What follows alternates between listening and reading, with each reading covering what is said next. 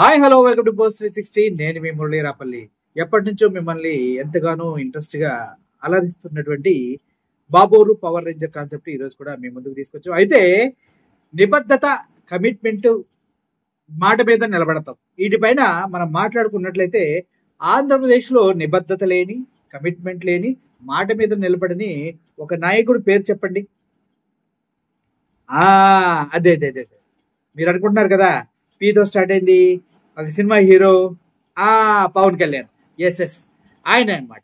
ఆయన మన ఒక మీటింగ్ లో మాట్లాడుతూ నిబద్ధతగా, స్టాండర్డ్ గా ఉండే వాళ్ళు మాత్రమే నా జనసేనలో ఉండాలి అని చెప్పాడు. మరి నిబద్ధత, స్టాండర్డ్ మీకే లేదు.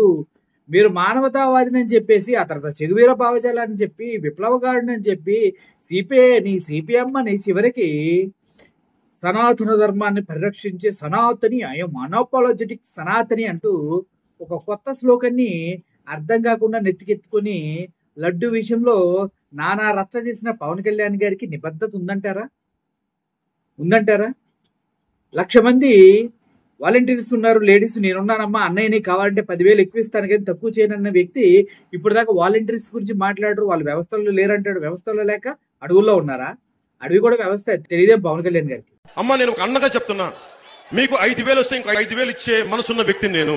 సో ఇలా అర్థం కాని మాటలతో ఆలిమిత్ర అప్పన్నలాగా, గాలి మాటల గన్నయ్యలాగా ప్రజలంతా చెప్పుకుంటున్నారు పవన్ కళ్యాణ్ గురించి.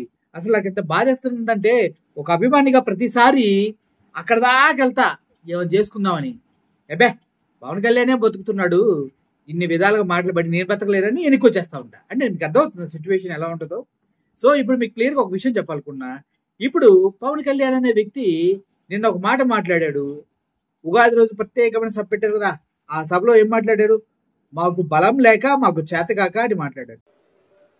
గౌరవ ముఖ్యమంత్రి శ్రీ నారా చంద్రబాబు నాయుడు గారికి మద్దతు ఇచ్చాను 2014 నుంచి. అంటే మన దగ్గర సత్తా లేనప్పుడు, అది ప్రజలకి ఉపయోగపడే సత్తా కానీ, బలం కానీ, సమర్థత, తెలివితేటలు, ప్రతిభ ఒక నాయకుల దగ్గర ఉన్నప్పుడు అది ఓట్లు చీలకుండా అది ఇస్తే అది ప్రజలకి బలం అవుద్దని 2014 నుంచి నేను అదే పని చేసి, బలం లేక చేతకాక ముగ్గురు కలిసి మూకుమ్మడిగా దాడి చేసి పోటీ చేసి ఒక్క జగన్మోహన్ రెడ్డిని ఓడించారయ్యా. మీరు కూడా మాట్లాడతారా అంటూ ప్రజలు అనేక విధాలు మాట్లాడుకుంటున్నారు. నాకైతే చాలా సిగ్గేస్తుంది అది విన్న ప్రతిసారి. అందుకే నేను సగం వైపు ఫేస్ కనిపిస్తుంది, సగం వైపు ఫేస్ కనిపించకుండా ఆఫ్ షాడోలో నేను ఈ వీడియోస్ చేస్తూ ఉన్నా. అర్థమైంది కదా? ఈ విషయాలే మా బుడ్డోడు కూడా కింద నుంచి పైదా ఖాళీ లాగా చేసినాయి.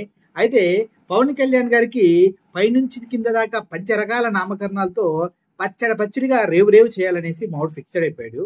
సో దానిలో భాగంగానే ఒక ఆణిముత్యాన్ని ఒక వీడియో రూపంలో తీసుకొచ్చాడు. అది మీరు చూసి ఎంజాయ్ చేయాలని మనసారా కోరుకుంటున్నాను. చూడండి. అందరూ నమస్కారం అండి. నేనండి జమ్మల మడుగు నుండి మీ జెండా కూలి జాలరెడ్డిని మాట్లాడుతున్నా అండి. ఇక మ్యాటర్ ఏంటంటే, మా పవర్ రేంజర్ అన్నకి సినీ ఇండస్ట్రీలో చెప్పుకోదగ్గర రికార్డ్స్ లేకపోయినా రాజకీయ ప్రస్థానంలో మాత్రం అడుగు ఆస్కార్ పర్ఫార్మెన్స్ అండి బాబు. ఇక గ్రేస్ మార్క్స్ బిడ్డ అంటూ మా అన్నని హేళన చేస్తూ మాట్లాడే వాళ్ళందరికీ చెప్పేది ఏంటంటే, మా అన్నకి చదువు చెప్పే మాస్టర్లో నచ్చక స్కూల్ మానేసిన, మాటలు మార్చడంలో మాత్రం మాస్టర్ డిగ్రీ చేశాడని మర్చిపోకండి. ఏంటి నమ్మట్లేదా? మరి గతంలో మన బాబోరిని మీకు వయసు అయిపోయింది, పాలిటిక్స్ కి పులి స్టాప్ పెట్టి రెస్ట్ తీసుకోండి అంటూ చెప్పిన మన సనాతని ఈనాడు వచ్చే ఎలక్షన్స్ కొరకు కాదు, మరో తరం కొరకు ఆలోచించే విజన్ ఉన్న విజనరీ లీడర్ మన బాబోర్ అంటూ లీడర్లు ఎట్టి లేపుతుంటే మీకు అర్థం కావట్లేదా ఏటి? మొన్నటికి మొన్న మనం నిలబడ్డాం, మరో 40 ఏళ్ల చరిత్ర కలిగిన పార్టీని నిలబెట్టామంటూ ప్రగడబాలు బలికి ఈనాడు నాలో సత్తా లేక పొత్తుతో పోటీ చేసి పదవి బట్టా అంటూ మాట మార్చేశాడు కదా. అప్పుడైనా మీకు అర్థం అవ్వాలి కదా. ఆయన స్టేజీలెక్కి మనల్ని ఎవడరా ఆపేదని స్టేట్మెంట్స్ చేసే స్టేజీ నుండి, ఒరే బాబు స్టేజ్ ఎక్కగానే సీఎం అని అరవకండ్రో తర్వాత రేవెట్టేస్తారని భయపడి చెప్పుకునే స్టేజ్కి తీసుకొచ్చారు కదన్నా. అంతేగా. అయినా మా అన్న ఏం చేసినా మాకు సమ్మగానే ఉంటదండి. కానీ మొన్న మాట అన్నాడండి, చాలా బాధేసిందండి. అల్లరి సిల్లర్గా ఉండేవాళ్ళు నాకు అవసరం లేదు, నిలకడగా ఉండేవాళ్లే నా సైన్యంగా ఉండాలి అని. మరి గత 10 ఏళ్లగా ఏ రోజైనా నువ్వు నిలకడగా ఉన్నావా? మరి నీ సైన్యమైన మేము నిలకడగా ఉండాలంటే ముందు నువ్వు నిక్కచ్చిగా ఏడవాలి కదా.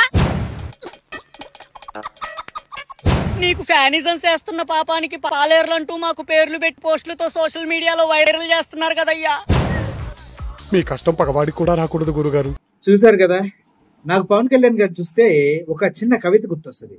అగ్గిపుల్ల, సబ్బు పిల్ల, కుక్క పిల్ల కాదేది కవితకి అనర్హం అన్నట్టుగా, సుగాలి ప్రీతి ఏంటి, వాలంటీర్స్ ఏంటి, జనసైనికులు ఏంటి, ఎవరినైనా వాడుకుందాం అధికారం కోసం. ఇది పవన్ కళ్యాణ్ గారు స్లోగన్ అనమాట. నోటికి వచ్చినట్టు మాట్లాడాలా, వాళ్ళకి అర్థం కాకపోతే మీకు అర్థం కాదు, మీ నాలెడ్జ్ తక్కువ అని చెప్పాలా. నేను తోపు అని చెప్పుకోవాలా? తోపు ఎప్పుడు బయటికి రాడనమాట. కాలు బయట పెట్టాలంటే హెలికాప్టర్ కావాలా, కాలు వెనక పెట్టాలంటే ఫ్లైట్లు కావాలా, ప్రజాధనాన్ని విచ్చలవిడిగా వాడుకోవాలా. ఏమన్నా చంద్రబాబు నాయుడు గారు ఏందయ్యా ఇదే అని అడిగితే చాలు, మోడీ దగ్గరికి వెళ్ళి చంద్రబాబు నాయుడు గారు నన్ను ఎంత మాడన్నాడు, నువ్వేదో ఒకటి చెప్పు అని అలా.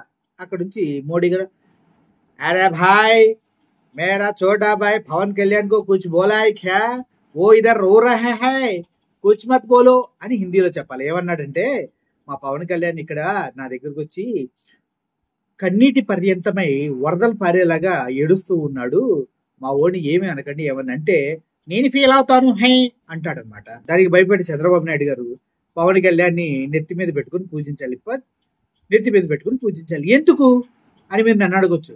మరి ఓటుకు నోటు కేసు ఉంది, స్కిల్ డెవలప్మెంట్ కేసు ఉంది, మరి ఐటీ తిరిగి ఎటు వచ్చిద్దో ఎవరికి తెలియదు కదా.